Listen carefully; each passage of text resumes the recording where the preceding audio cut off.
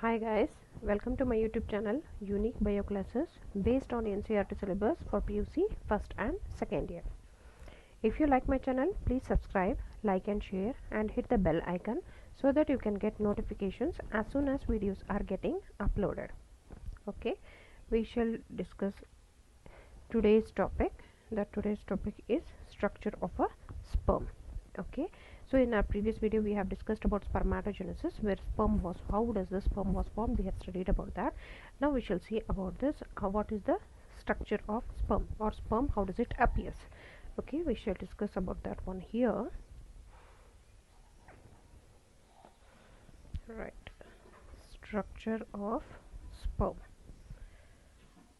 or sperm is also known as spermatozoa or spermatozoon. Okay, so we shall discuss about this. Now what does it mean by spermatozoon? Sperma means seed and zoon means, as you all know, animal, which means sperm is an animal seed. Okay, sperm is an animal seed. Okay, now we shall start with the structure of sperm. In a structure of sperm you can find different parts. First one is head region, second one is neck, then comes middle piece, okay, then comes tail. Right, these are the four different major parts present in an head. It do consist of two different regions, that is, main is nucleus, and nucleus is covered by a region called as acrosome. Right, then comes the neck consists of two different centrioles. One is proximal centriole, another one is distal centriole. Next, middle piece is made up of mitochondria, and tail, it is covered by axoneme.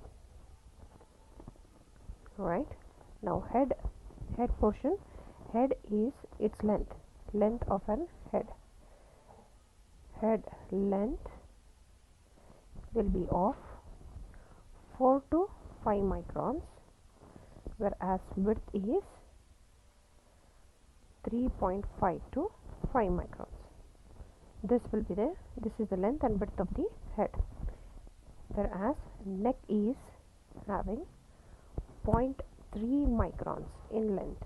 The length of the neck is 0.3 microns. Okay, whereas the length of the tail's length is 55 microns. Okay, these are the length and the width of the head, neck and the tail, 55 microns. Fine, now we shall discuss about the structure. We shall see how does the structure of a sperm appears. First, as we said, there will be presence of head, which consists of two different parts. Okay, the first major one we shall draw like this. Now this is what it is, nucleus. Okay, as you know, what does a nucleus consist of? Nucleus consists of a chromosomal material, right? So it consists of chromosomal material. Now anterior portion of the head region, it is covered by the acrosome. Okay, it is covered by the acrosome. Now acrosome, it is rich in enzymes. These enzymes, which are helpful for digesting or during fertilization, these enzymes are helpful. Okay, now this portion is called as head. Next comes the neck region, then you have, I am drawing it roughly, okay, and comes the tail portion.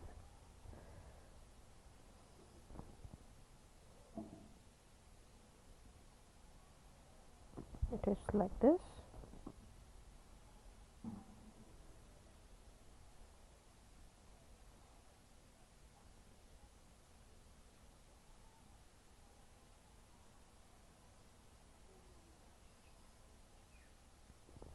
I am drawing with a pen, but during the time of exams you have to use only pencils. No usage of pens for diagrams. Okay, only pencils should be used for drawing a neat labeled diagram. Fine. this portion we said it as head, right, which consists of acrosome and a nucleus. Then comes neck region. Now this portion is a neck, which consists of proximal centriole, okay, and one more is distal centriole.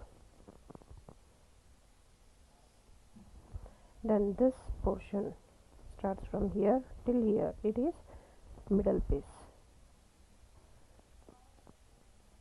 Okay, now this middle piece, it is made up of mitochondria. Now as you know, mitochondria is powerhouse of the cell, which means it generates energy. The energy which is produced by this mitochondria, that energy is used for swimming or for motility of sperms. Okay, so that sperm should move, it has to reach to the female reproductive part, and inside that it has to reach to the egg, so it has to swim. That energy for swimming, it has been got through mitochondria. Okay, so this, and it is an energy source for swimming. And middle piece is also called as Nibankan. Why Nibankan? Nibankan is the name of the scientist which was who has identified the middle piece in a sperm. So by his name, it is also called as Nibankan. Okay, now this one is the tail, and this tail is covered by a thin membranous layer called as axoneme. Okay, and this complete head structure, it is covered by the plasma membrane. Okay, it is covered by,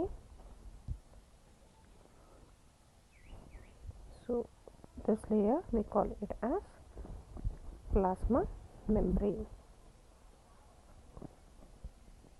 right? So this is the structure of sperm. As we said, major four regions: head, neck, middle piece, and a tail. Head consists of acrosome and a nucleus. Nucleus, it consists of chromosomal material, acrosome. Now what does the acrosome consist of? Okay, I shall discuss about acrosome here. Acrosome consists of enzymes.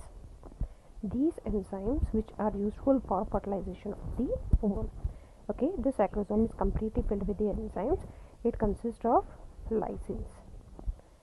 Okay, first it consists of lysins. Lysins like hyaluronidase. Okay, lysins like hyaluronidase. As if something which ends with aces, we call it as enzymes, right? So lysins like hyaluronidase is the first one. This enzyme is useful to dissolve. This enzyme is useful to dissolve hyaluronic acid. This kind of acid, hyaluronic acid. Okay, this acid is present in an egg. Okay, lysins like hyaluronidase enzyme. This enzyme is useful to dissolve hyaluronic acid of an egg. Okay, next, this is the first enzyme, lysins or hyaluronidase. Second enzyme is corona penetrating enzyme. Corona penetrating enzyme. Now this enzyme, it is helpful to dissolve corona radiata. It is going to dissolve corona radiata. Now next, third one, acrosin. Okay, acrosin, it is helpful to dissolve zona pellucida. Okay, so as we are saying, acrosome, it consists of enzymes. Acrosome is filled with the enzymes which are helpful for digesting, or which is helpful for fertilization of the ovum. It consists of lysins like hyaluronidase, corona penetrating enzyme, and acrosin. These are the major three enzymes which are present in the acrosome. The function of hyaluronidase is to dissolve hyaluronic acid of egg. Egg consists of this acid. To dissolve this acid, it requires this enzyme. Corona penetrating enzyme, this is required to dissolve corona radiata. Corona radiata is one of the layer present in an egg. To dissolve this corona radiata, this layer, it requires this enzyme called as corona penetrating enzyme. Whereas acrosin, it is used to dissolve zona pellucida. Zona pellucida is also one more layer which should be dissolved to reach to the nucleus of an egg. So for that reason, it requires acrosin. Okay, if I am saying this is an egg, inside here nucleus is present. Okay, Now when the sperm is reaching here, during that case it should dissolve this outer layer. So it should dissolve the outer layers of the egg. To dissolve the outer layer of the egg, sperm is having the sacrosome which is filled with the enzyme, and these enzymes will help to dissolve this outer layer. So as we said, outer layer comes from zona pellucida, corona radiata and hyaluronic acid. These are present, and when I discuss about the structure of the ovum, you will understand. Anyhow, to dissolve this layer, after that what happens? Only nucleus of the sperm and nucleus of the egg both will get fertilized. Okay. Now after this we have that a normal human male ejaculates. Okay, a normal human male ejaculates nearly around 200 to 300 million sperms. 200 to 300 million sperms. A normal individual per ejaculation. It is not about this many number of sperms throughout the life. It's not that. Per ejaculation. Ejaculation is what? The process of release of sperms. Okay, during coitus is called as ejaculation. As we know, sperms are released, semen is released. What is semen? Semen is nothing but sperm and seminal plasma. These are released through the penis, is it? Through the penis of the male reproductive system. When this semen is released from the penis of the male reproductive system, for that we call it as ejaculate. Okay, ejaculate or ejaculation. During one ejaculation, 200 to 300 million sperms should be released. If a normal is, then that person is fertile. If less than this, like 150 million sperms, if 100 million sperms are released during one ejaculation, then that person can become infertile. Okay, chances of infertility will be more. And even with that, at least 60% must have 60% of these many sperms. Okay, 60% of the sperms should have normal shape and size, right? Then even 40%, at least 40% of these sperms should show normal motility, that is vigorous motility. Vigorous means fast, sharp motility. Okay, so if this case, if at least 60% and 40%, what it has been mentioned, if a normal individual is showing that, then that person is fertile. If he is not showing that, then that person can become, there are chances of getting infertility. If the production of sperms is only 50 million sperms, then that person is totally infertile. He is unable to reproduce. Okay, now whatever this structure of sperm which we have shown, that sperm is, which we have shown here in the spermatogenesis, something like this. These structures, actually the structure is like this, what I have shown, or what you can see here in your textbook. Now this structure of sperm, it has been asked to draw for 2 mark only to draw, for 3 mark only to draw, for 5 mark only to draw. Sometimes they have asked me the explanation also. For explanation, if you write in a different headings like head, neck, middle piece and a tail, and then you explain about all those, then it will be very easy for you, right? So this is the structure of sperm. The viability of sperm. Sperm is viable. I forgot to mention this term. Viability. Sperm viability is for 24 hours. As we said, viability of pollen grain, right? For how many hours that pollen grain is viable, it is active. This sperm will remain active for 24 hours after ejaculation. After ejaculation, it is viable for 24 hours. Within 24 hours, if it is meeting with an egg, then it can fertilize. After that, it is not able to fertilize. Okay, now this one is released, as we have discussed about the male reproductive system earlier. In the male reproductive system, sperms are produced in as many tubules. Those sperms are transferred to the accessory ducts and reached here. When these sperms are reached here, the accessory glands, they are secreting seminal plasma. Seminal plasma is also released in the urethra. Now that seminal plasma and the sperm both together, we call it as semen. Now this semen will be ejaculated from this urethral meatus, common point for common opening for both urine and for release of semen. Okay, and this will be released where? In the female reproductive system, where vagina is present, right? Hope you understood this very important diagram. You should not forget about this structure of sperm. Very easiest, and explanation is also easy. The enzymes which I have mentioned about acrosome, it has not been given in the textbook, but it has been asked many times for in the entrance exam, so you should know about these enzymes.